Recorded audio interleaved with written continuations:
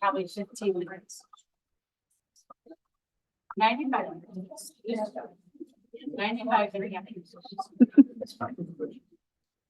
Friends, at this time, we are going to begin services for Dolores R. Jacobs. I'd ask if anyone has a cell phone or any other noise-making device, if you'd please take a moment now to turn it off or place it in the silent mode as we begin our services. And officiating our services today is Rabbi Barry Schechter.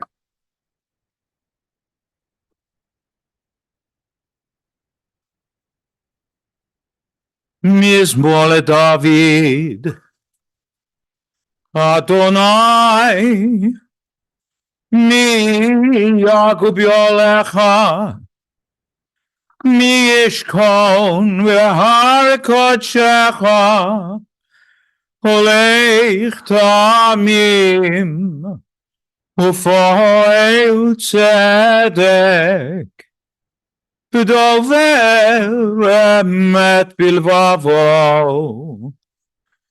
lo ragal leshono, lo asa l'reyehu ra, v'cherpa lo nasa krovo,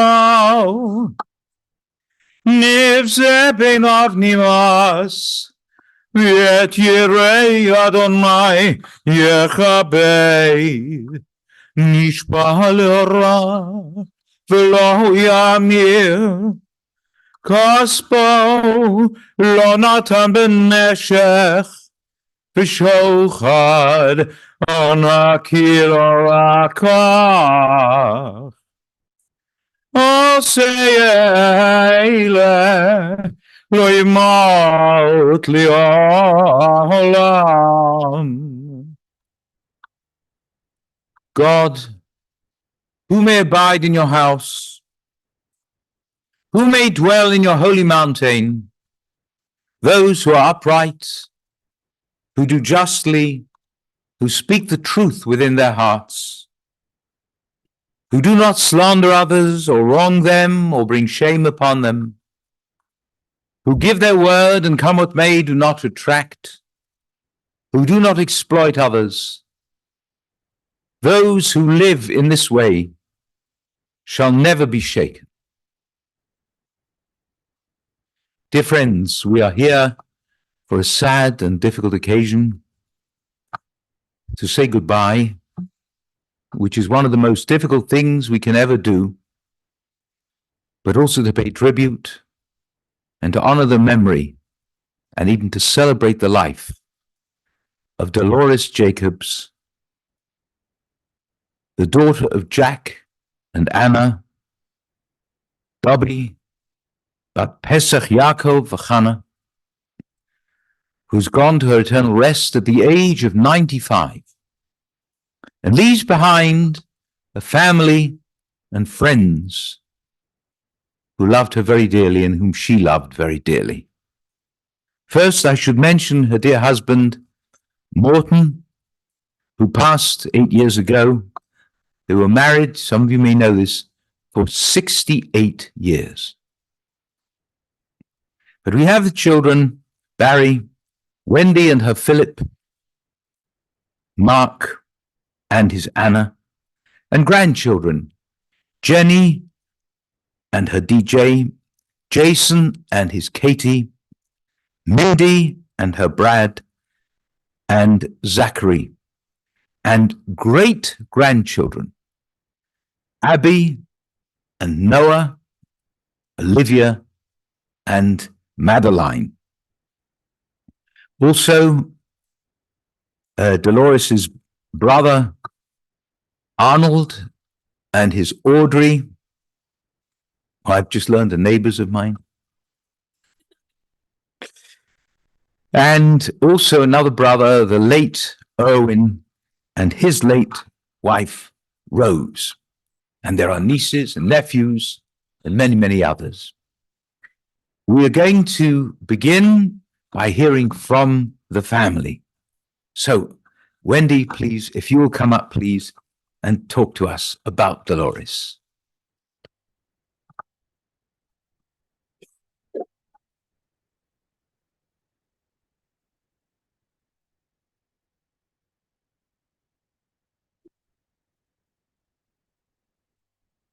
I have been to many funerals and have been amazed at the courage it took for people to get up here to speak about their loved one.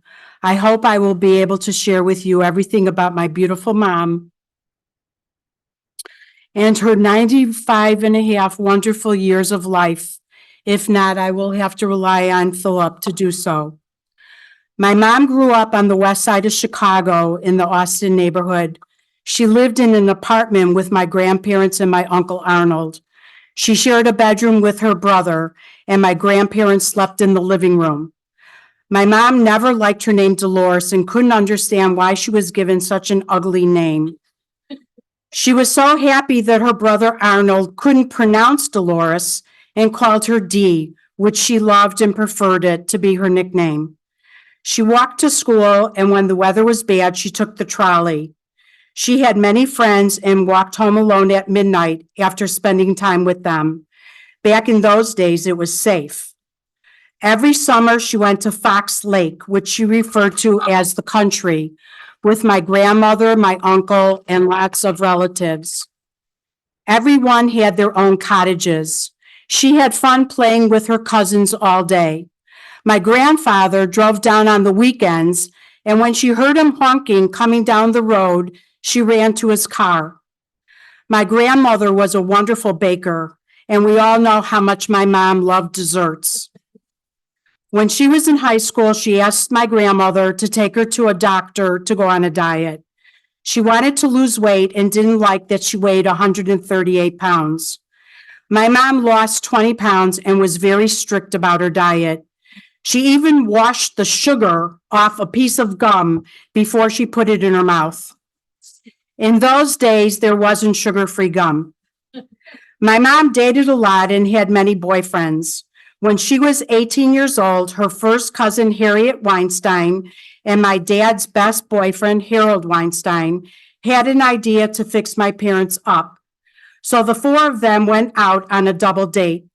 My parents sat in the back seat of the car holding hands. When my mom got home after her date with my dad, she told my grandparents, "He's the one." My grandfather laughed at her and asked her, "How do you know? You are just a baby." But after a few years of dating, my parents got married. My mom was 20 and my dad was 24. My parents were surprised to find out they shared the same birthday. They were total opposites with different personalities and dispositions. My mom was outgoing and friendly, and my dad was quiet and laid back. They were married after the war, and apartments were hard to find, but my grandfather paid someone off to get them into an apartment, which my mom described as a dump. But she was happy to have a roof over her head. She worked for a short time as a secretary for Sears Roebuck. After a year and several months, my brother Barry was born. My mom described her life as a young mom who was very lonely because of my dad's long working hours selling cars. She kept herself busy decorating their tiny apartment and taking care of Barry. She enjoyed walking him in the buggy to meet her friends and cousins who also had young children. When Barry was almost 1.5 years old, he got very sick and was diagnosed with celiac disease. She was consumed with getting him well and back to excellent health. Then, almost 3 years later, I was born. My parents wanted a little girl, and my dad wished for one with blue eyes.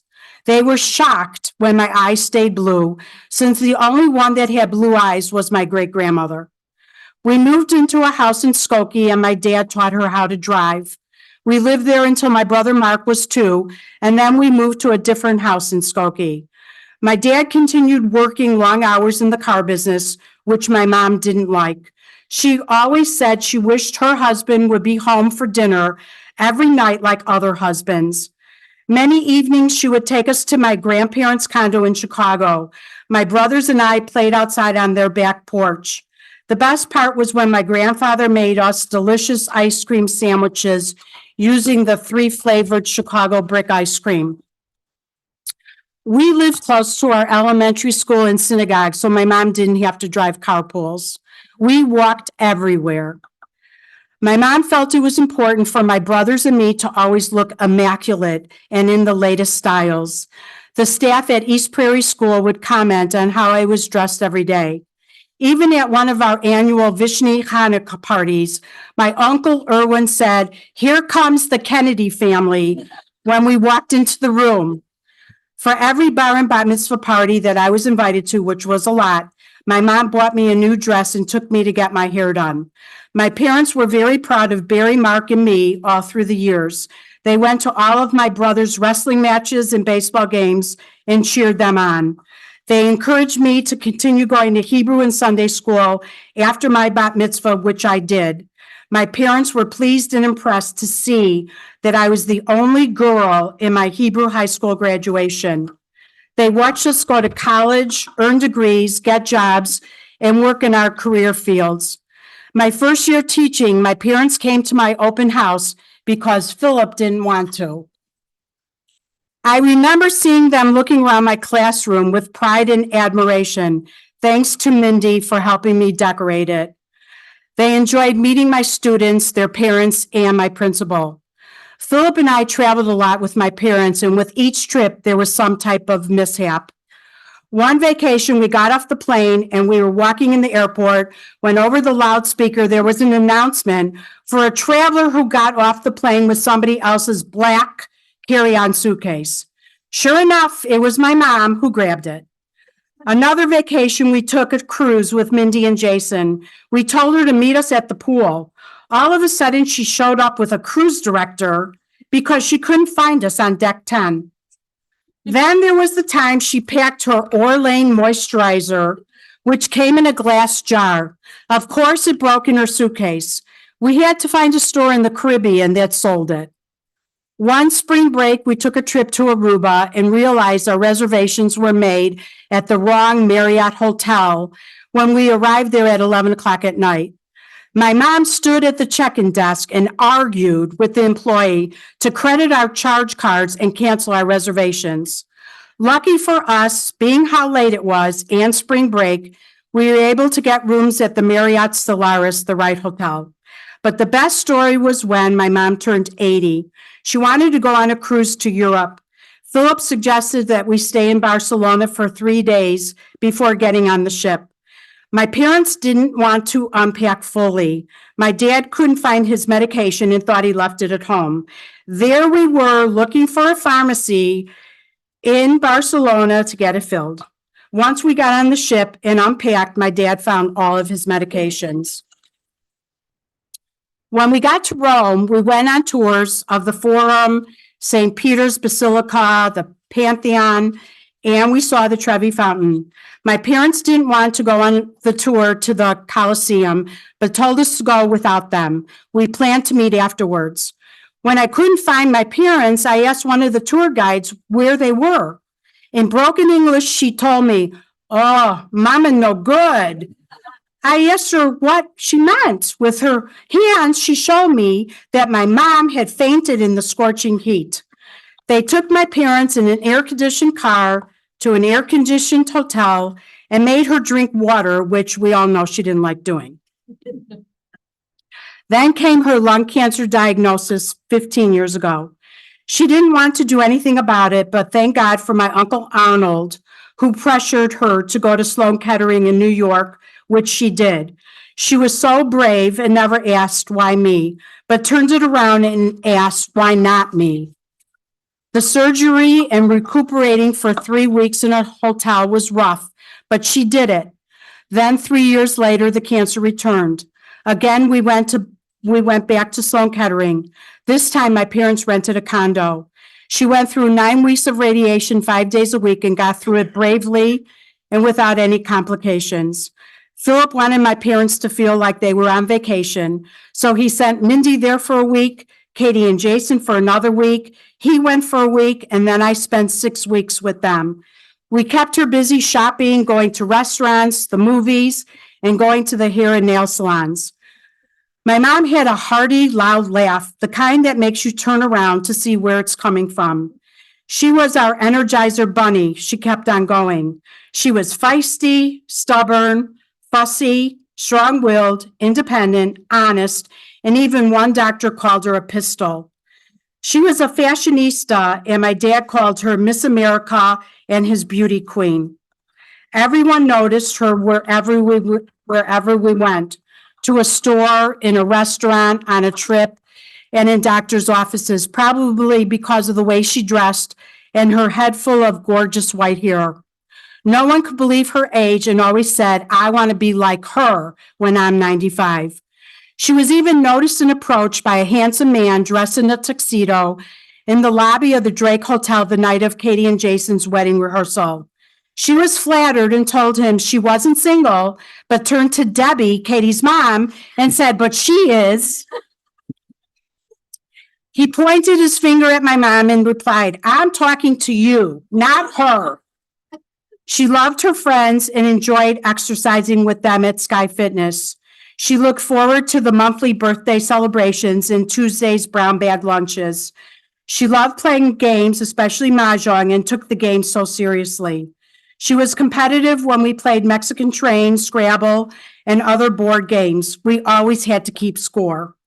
She played card games weekly like Hand and Foot and Kaluki with the Weinsteins, Fred Amstatter, and even Philip.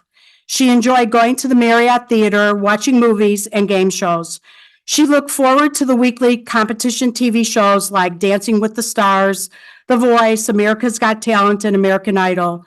She often discussed these shows with Mindy and Jason. She loved her house and was so comfortable living in it. Even though I told her it was outdated, she said she didn't care. She loved pretty things and acted like an interior decorator when she came to our house.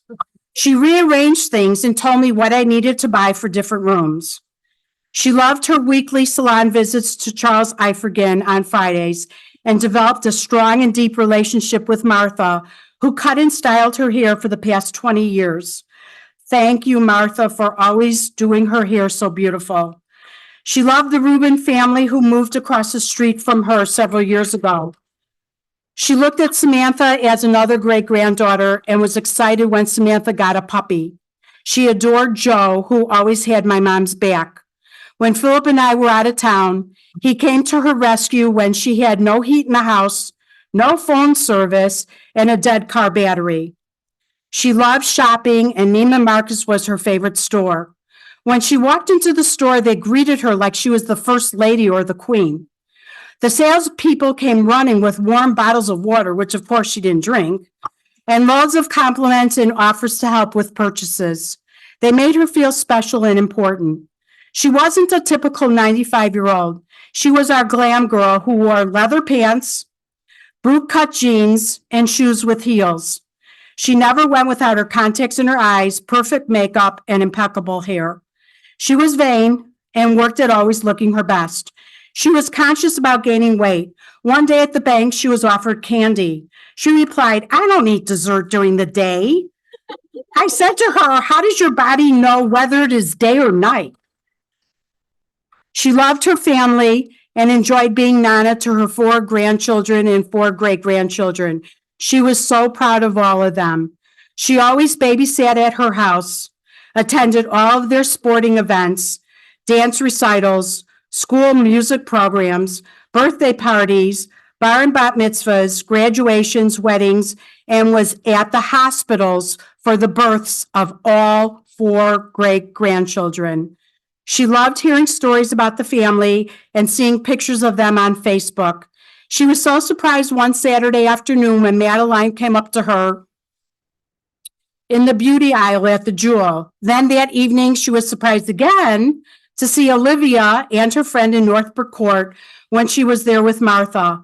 My mom was old school and wanted to pay her bills with a check, not online. She didn't like technology and wasn't interested in learning.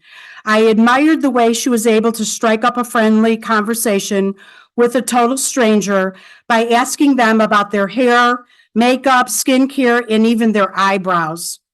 She was honest and said what was on her mind without holding back, especially when she didn't like when I gained weight, how I did my makeup or hair, and what I was wearing. She was just trying to be helpful, not hurtful.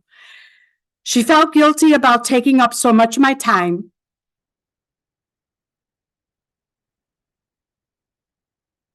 and told me so.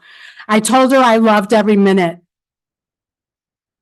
She was a wonderful, caring, and loving mom.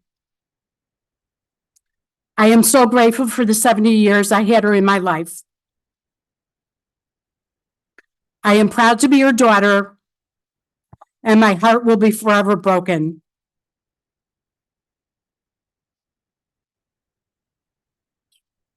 There is comfort knowing that my parents are together again. I hope they are holding hands and loving each other the way they did for 68 years. I love you so much, Mom, and we'll miss you every day.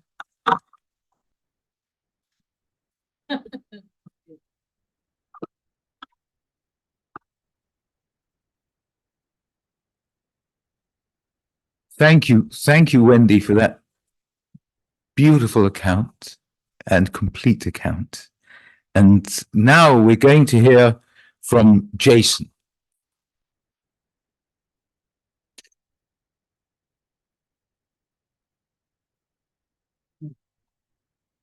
Oh, there's one. Brought my own tissue. Okay. Yeah. All right. So, our 14-year-old is in the audience here, and she's going to probably try and time how long it takes till I cry, but I think I already started. So, Liv, maybe you want to start the timer over right now. Just kidding. Katie and I are up here on behalf of the grandchildren, Mindy and Brad, Jenny, DJ, Zach, and the great-grandchildren, Noah, Abby, Olivia, Madeline. We wanted to share a speech that was sweet and cute and good-humored, just like our Nana was. For her 95th birthday in July, we wrote a speech entitled, I can't even see this, I think I memorized it already. We wrote a speech entitled, What is a Nana? We'd like to share some of it with you, but consider this version 2.0. What is a grandma? We really don't know because we don't have one. We have a Nana. A Nana is unique, sort of like a fictional character out of a Dr. Seuss book. A Nana is known to stay up late. She sleeps in. She can be stubborn at times, has a contagious laugh, is always smiling. She could work a room like a social butterfly. She stays young at heart, is extremely loving, and is always there for support when you need it the most.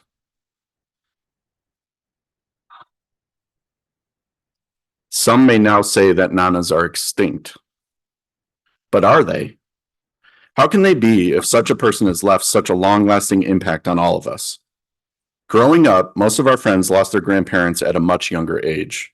For Jenny, Mindy, and I to be able to spend the first 40 plus years of our lives, Jenny closer to 50, we couldn't have asked for anything more. Her great-grandchildren were her biggest joy in life. She bragged about Abby and Noah, Olivia and Madeline every chance she got. She shared their pictures with strangers and made a point to congratulate each one of them on even the smallest of achievements. We will cherish her memory and her personality, and when we look in the mirror every day, we will see her reflection in ours. We got to share some amazing times together. We spent every birthday, holiday, dance recital, graduation, swim meet, art show, and the great-grandchildren births together, like my mom just said. Since we all lived so close, there were so many frequent dinners, shopping trips, sleepovers, lunch dates, surprise run-ins at the mall and grocery store, and beauty salon visits that have all been special and memorable. One fond memory I'll never forget is when I scheduled our first COVID vaccine together at the only place I could get an appointment, a Walmart in the Woodlawn neighborhood on the south side of Chicago. She thought she was going to die. In order to get the appointment, there were some pretty strict rules back then, so I had to pretend to be her full-time caregiver. That way, it ensured both her and I would get the shot that day. As we acted out our skit in the aisles of Walmart, she pulled on my arm. I pushed and dragged her. We pushed her walker that she really didn't need at the time. She laughed. I laughed. We told each other to stop laughing because we were going to blow it. And then when it was our turn, we sat in the booth and argued about who was going to go first, as if they were going to run out of vials. All she cared about was keeping me safe, and all I wanted to do was keep her healthy. And then it was time to repeat the process for the second dose. The same act ensued. Like Laurel and Hardy, we drove to a pretty unsafe neighborhood, walked through the aisles like we belonged there. Trust me, we did not belong there. And when it was over, we giggled the whole way out of the store about how we believed we fooled them. I'd actually pay to see that security camera footage right about now. We made a pretty good team that day. She loved my cooking. She loved long phone calls with Jenny, and she loved shopping with Mindy, among many other things. She truly was like a second mom to us. She was our therapist at times, gave us advice, loved our jokes, and showed us how to live life to the fullest. If she was here right now, she would be yelling at us. Liv, pause the timer for a second, because I'm going to cry. I could hear her voice in my head, like she's right here. Wendy, be happy. Jenny, don't worry. Mindy, don't cry. And everyone else, smile. When Jason and I were first dating, we planned a dinner downtown to meet his parents, grandparents, and his sister Mindy for the very first time.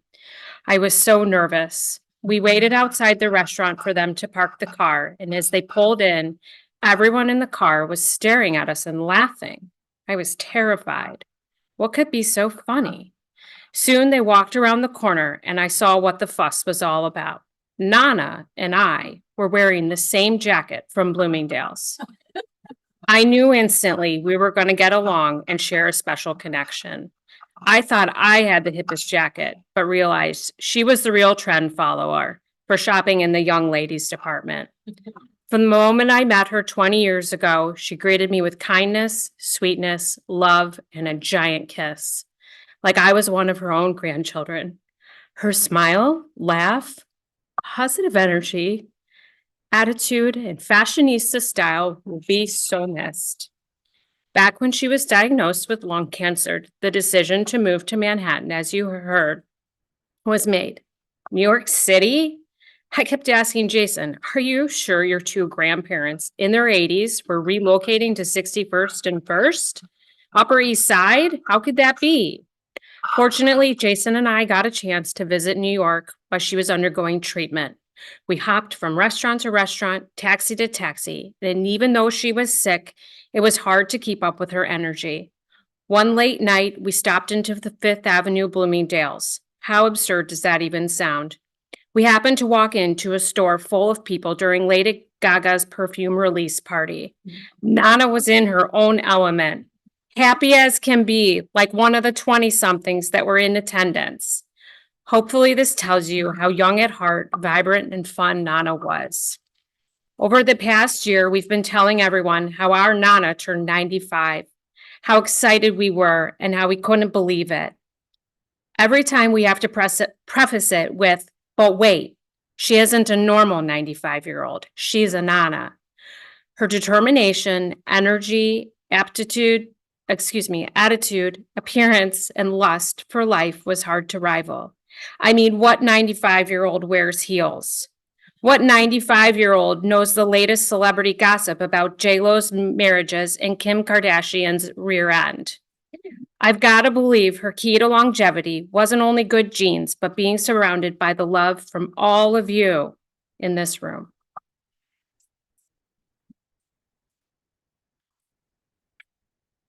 Katie, this past Monday night, I had a date with another woman. We chatted over dinner. We shared stories about the kids and what I did at work that day.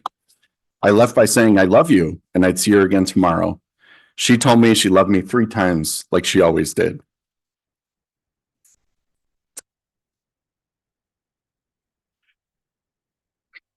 The following day, she stood me up.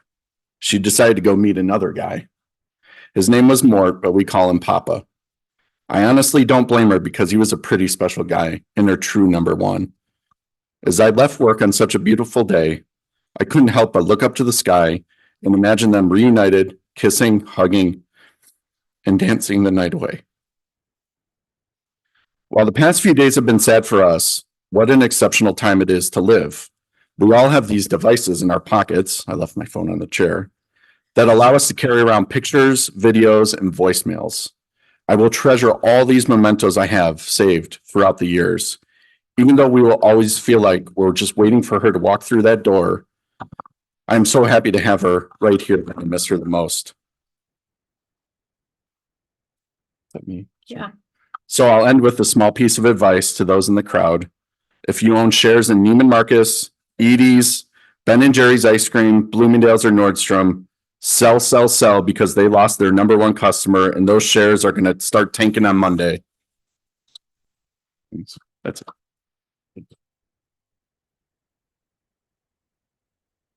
Thank you. Thank you, Jason and Katie. Jason, you ended with something which I was going to say in a different way. I was going to say, I'm assuming that there are representatives here of Neiman Marcus and Bloomingdale's and Edie's, and I will be in touch with them for their failure to show up for a service for their premier customer who kept them in business for so long, as you pointed out. And I hope they recover, but it's going to be very, very difficult. I've listened to you now, all of you, the three of you, and I had a wonderful conversation last night with Wendy. And that conversation was marvelous. It was overwhelming, but it was nothing, Wendy. It was nothing compared to what we all heard from you today. This was. I looked at a picture here, which I may have met her, but I certainly wasn't aware of it. I didn't have the privilege of meeting her. And this was someone we have at the end of the 5 books of Moses, the Chumash. There's this wonderful phrase, Uvacharta b'chaim. You know, chaim is life, right? L'chaim. Choose life. And here, in this place, in this occasion, at this service, that is really the slogan, the phrase by which she came through all of her years. I mean, all of her years. I mean, especially including the times towards the end of her life when all kinds of things from the health point of view were going wrong, but she was not laid low psychologically with this, which is so wonderful. Because if you think about yourself, unless you're unusually strong, but you think about people you know. I know people, I have to make an admission. I'm a bit of a hypochondriac myself. If someone asks me, do I have any major illness? I'll say the main one is hypochondria. But you know, people, you know, I'll say it in Yiddish for those of you who know it. The finger tit me weh. My finger is hurting. This is a bad sign. This could be the start. This could be something really terrible. I don't know how I'll ever recover. This kind of thing. We don't all have that, but some of us have it to a certain degree. If something goes wrong, you turn inwards towards yourself. Oh God. Oh. Not her. Not her. She went through what she went through. If you think about it, you heard about it. Moving because of your aids, because of your advice, moving to a different place. I mean, we're going, nearly 1,000 miles away. And then going there again when it comes back. As you told me yesterday when we spoke, this is your phrase. I'm quoting what you told me. I wrote it down word for word. 15 years ago, she was diagnosed with lung cancer, but she beat it. Now, we all know we don't actually have the strength. We literally have the strength to beat an illness. But the way we react to it, if we are blessed as she was, to have this kind of inner strength, the psychological strength I'm talking about, that can play a very, very important role. And it especially plays an important role for the people around her, for the people who loved her. The way you all heard, I mean, you who knew her, some of you who knew her better, some worse, some like me who really didn't know her. You heard from grandchildren how she affected you. And I'm not just talking about the fact that if you wanted to know, if you're a 25-year-old and you wanted to know what is the best thing that I can buy, then you simply look at this 95-year-old and you'll know. I'm not just talking about it, right? Because as you said, you were wearing something you thought, well, this is pretty cool. And there comes a 95-year-old. You wouldn't have known she's a 95-year-old. She's cool. She is fantastic. It is all to do with her spirit. You told me also about her smile and her contagious laugh. You know, if you hear someone laughing, this is very interesting. And I don't know if we know the reason for this. I want to tell you a very quick story. It's not about me, but it's about her. But I'll tell you it about me. Many years ago in my synagogue, on Friday night, I was going to make the Kiddush. And in those days, we used to call someone up for the Kiddush. Now we give it to everyone. We would call up some people. And the man who came up for the Kiddush made a remark to me, which I will not repeat to you. He made a remark to me, and it didn't register. And after the Kiddush, I was supposed to sing Shalom Aleichem, Shalom Aleichem, right? Well, just before I started, I remembered his remark. And this can happen to you. It was like a tickle. I tried to sing, and I couldn't, because immediately I tried to sing, I started to laugh. And the more I tried to sing, the more I laughed. So I'm laughing into the microphone. I'm laughing my head off. I can't stop. I'm laughing like a Michiganer, like a maniac. And what happens? Everyone in the congregation, what did they do? They started laughing, because laughter, for some reasons we don't understand. It's also like yawning. It's infectious. They don't know why I'm laughing, but they're laughing. You don't have to know. It's a wonderful reaction. It is literally an infection. It goes from me to you, and we don't know why.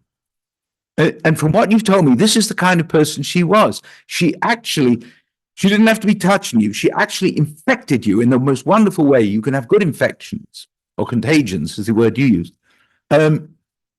She would affect you. Her mood would affect you. Her spirit would affect you. She'd be there and you'd feel good. Not just, you look at this 85-year-old who's defying, people defy gravity. She's defying the calendar. She's defying the calendar.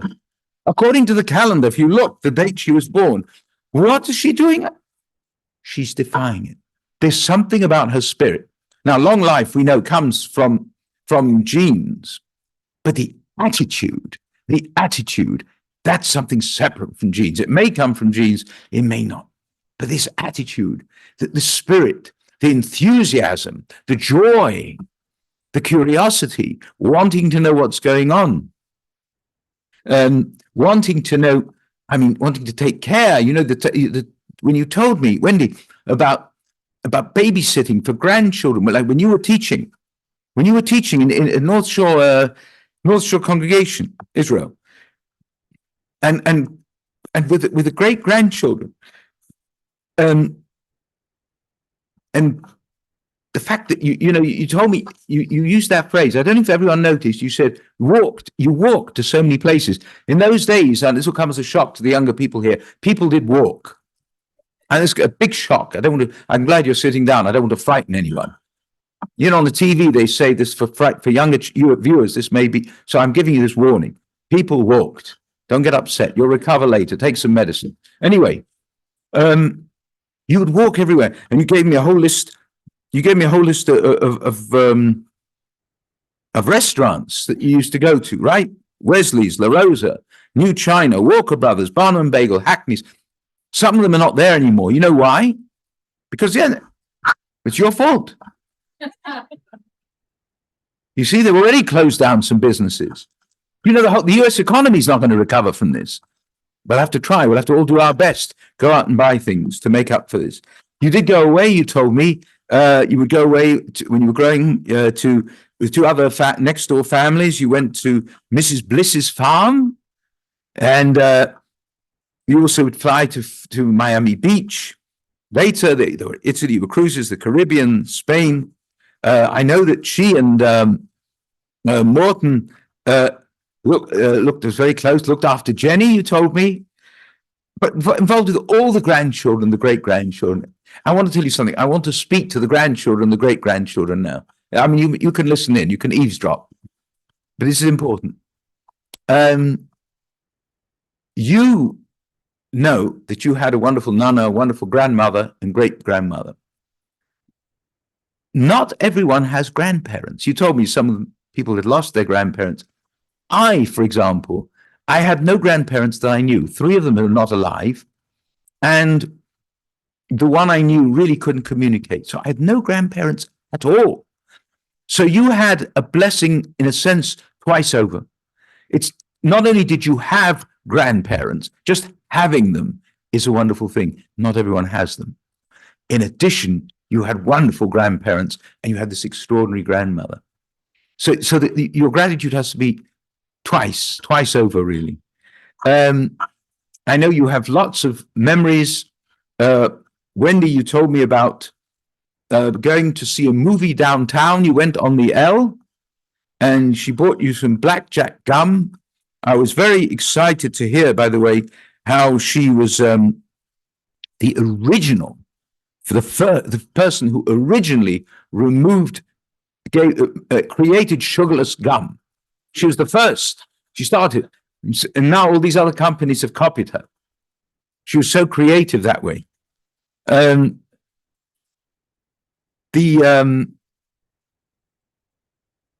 theater you used to go to, they were members of the Marriott Theater.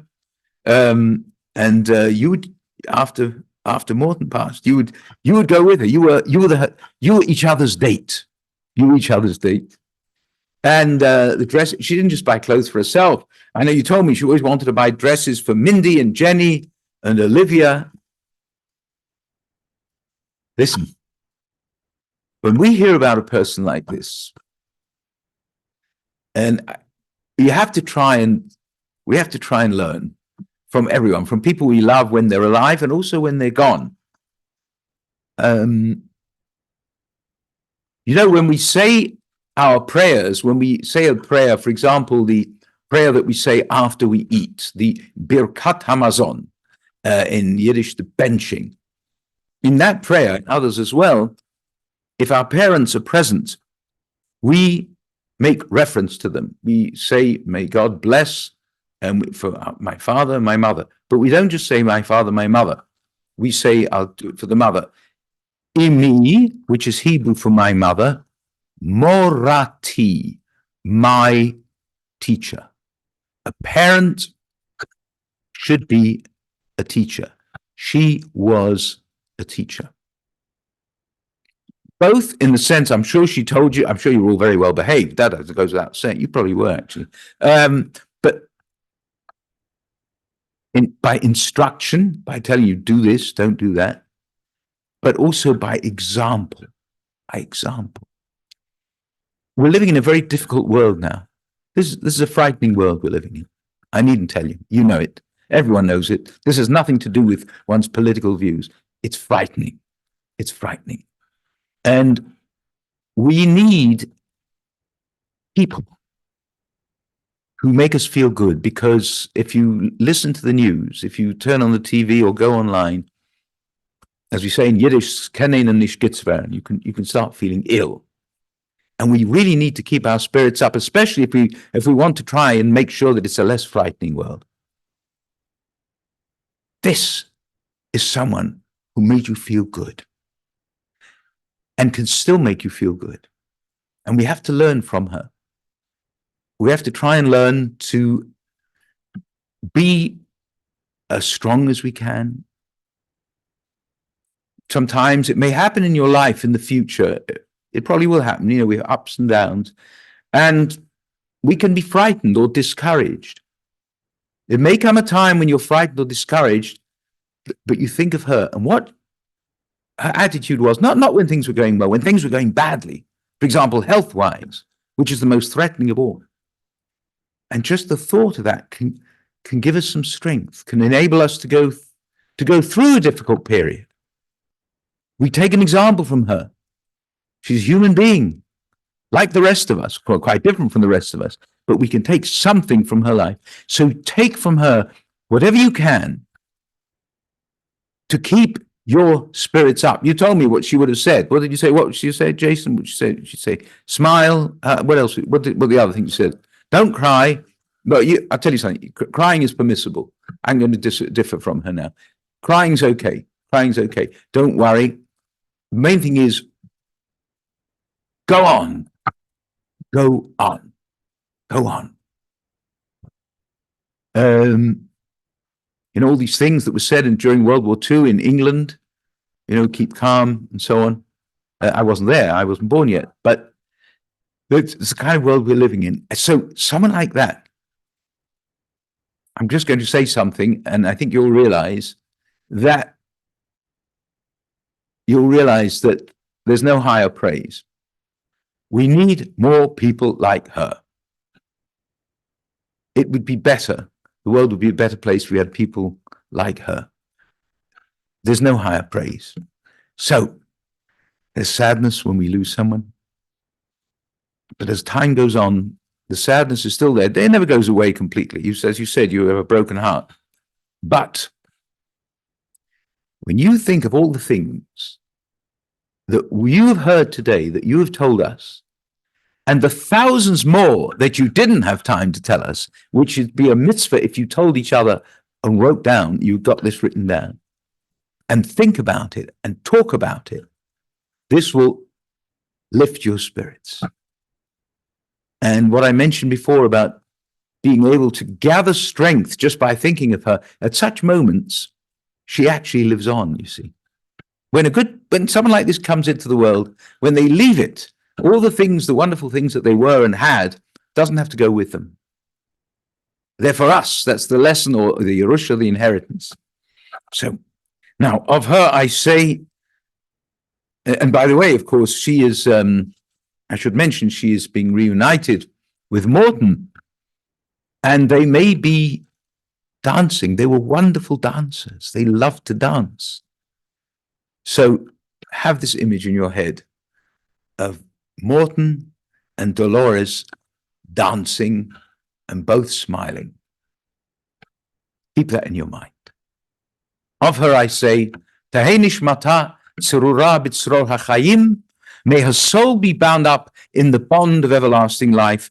And to her, I say, Dolores, daughter of Jack and Anna, Dobby, Bat, Pesach, Yaakov, Chana.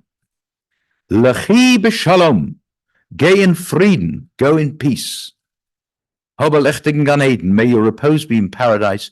You will never be forgotten. You will always be remembered in love by those who knew you and loved you, and those whom you knew and you loved. Amen. And now, if you'll take these folders, please, and open them. On the left side at the top, you will see the 23rd Psalm. Would you read it with me, please? Please join me. The Lord is my shepherd. Everyone, I shall not want. He maketh me to lie down in green pastures. He leadeth me beside the still waters. He restoreth my soul. He leadeth me in the paths of righteousness for his name's sake. Yea, though I walk through the valley of the shadow of death, I will fear no evil, for thou art with me. Thy rod and thy staff, they comfort me. Thou preparest a table before me in the presence of mine enemies. Thou anointest my head with oil. My cup runneth over. Surely goodness and mercy shall follow me all the days of my life, and I will dwell in the house of the Lord forever. Could I ask you to stand, please. If it's difficult for you to stand, you can remain seated. And also, those of you with the ribbons, if you could come forward. Would you like to come forward? Yeah, the three of you with the ribbons. Oh, the four, excuse me. Yeah. So I'm going to cut the ribbons now, and I'm going to say a bracha, a blessing with you that we say on these occasions. Excuse me. This is on the wrong side. No, it's on the right side. It's the correct side. Okay. It's the correct side. Yeah, let me just. Right. So I'm going to say a bracha, a blessing with you now. It's not there. It begins the way every blessing does, Baruch Atah, and there are two extra words at the end. So please join with me. Baruch Atah Adonai Eloheinu melech haolam Dayan dayan ha'emes, ha'emes. which means blessed be the true judge. That's what we say when we suffer a loss. You can go back to your seats, but please, if you can, remain standing.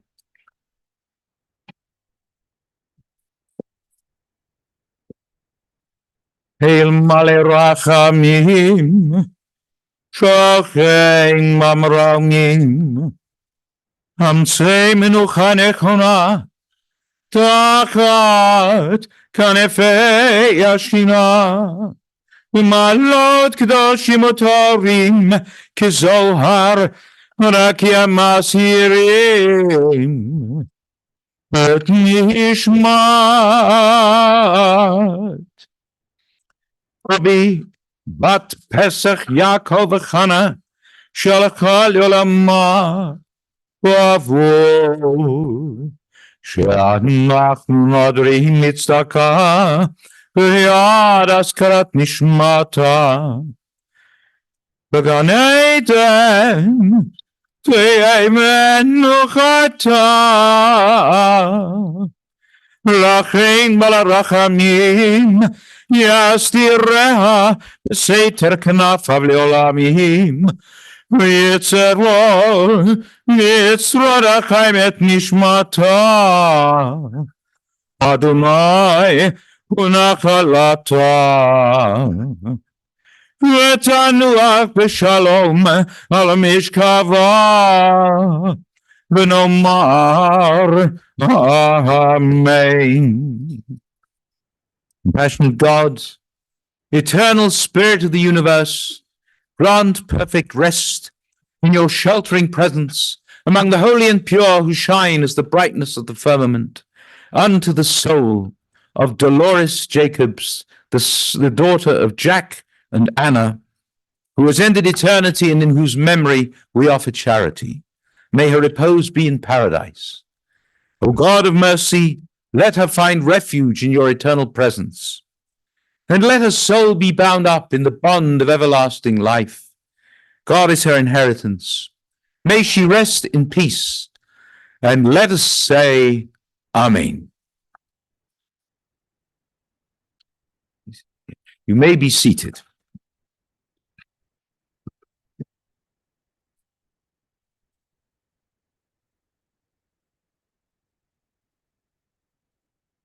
Friends, this concludes this portion of the service. The interment will continue at West Lawn Cemetery in Norwich. Upon return from the cemetery today, the family will be together at the Jacobs residence, which is 4537 Lindenwood Lane in Northbrook.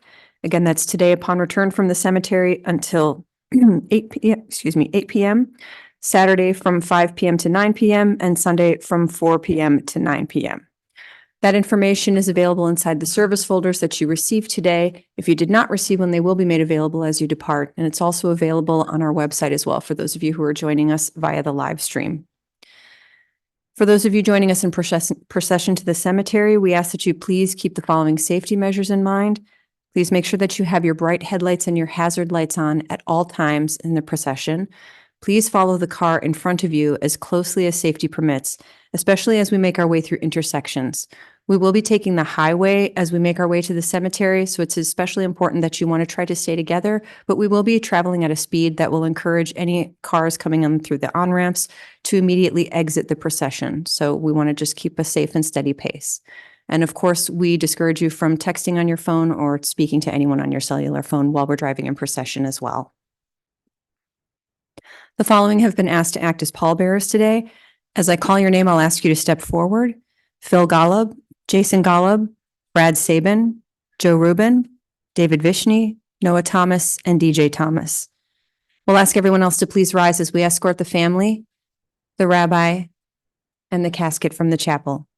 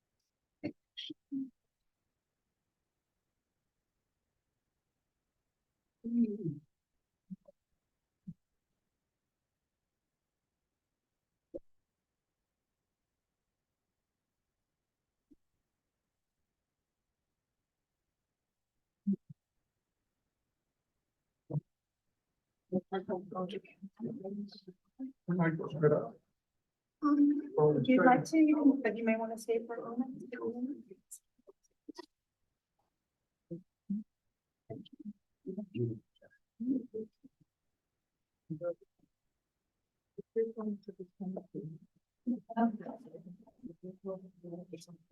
Yes, Andre.